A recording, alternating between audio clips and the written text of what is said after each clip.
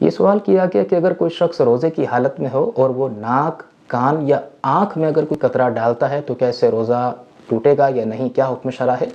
تو اس میں یہ اصول یاد رکھیں کہ اگر کوئی چیز معدے تک پہنچ جاتی ہے یا دماغ تک پہنچتی ہے تو اس سے روزہ ٹوٹ جاتا ہے۔ لہٰذا اگر کوئی شخص ناک میں اگر دوا ڈالتا ہے تو یقیناً وہ حلق کے ذریعے معدے تک پہنچے گی، یا مثال کے طور پر ناک میں قطرے ڈالنے سے اگر وہ چیز دماغ تک پہنچ جاتی ہے تو بالکل اس سے روزہ ٹوٹ جائے گا۔ یہی وجہ کہ دیکھیں اگر کوئی شخص روزے کی حالت میں ہو اور وہ اس طرح سے ناک میں پانی چڑھائے کہ وہ دماغ تک پہنچ جائے، جیسے بعض اوقات یہ ناک میں پانی چڑھانے پر دماغ میں جھٹکا سا لگتا ہے، تو اس سے بالکل روزہ ٹوٹ جاتا ہے، کیونکہ ناک کے ذریعے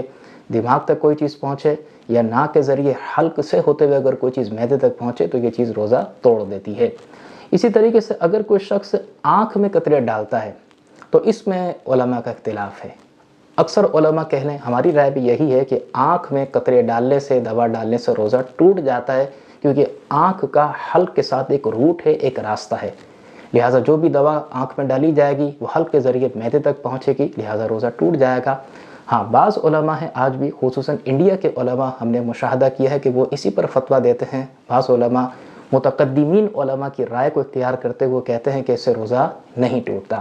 بہرحال اکثر علماء اور ہم نے جو اپنی رائے بیان کی وہ یہی ہے کہ آنکھ میں قطرہ ڈالنے سے روزہ ٹوٹ جائے گا۔ اور رہی بات کان میں قطرے ڈالنے کی، تو پھر اس میں یہ دیکھا جاتا ہے کہ جو شخص مریض ہے اس کے کان کا پردہ سلامت ہے یا نہیں۔ اگر تو کان کا پردہ سلامت ہے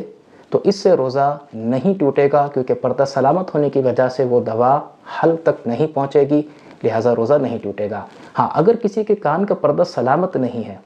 تو پھر اب وہ دوا ڈالنے پر چونکہ وہ حلق کے ذریعے معدے تک پہنچنے کے اس میں امکان ہوں گے، لہٰذا پھر روزہ ٹوٹ جائے گا۔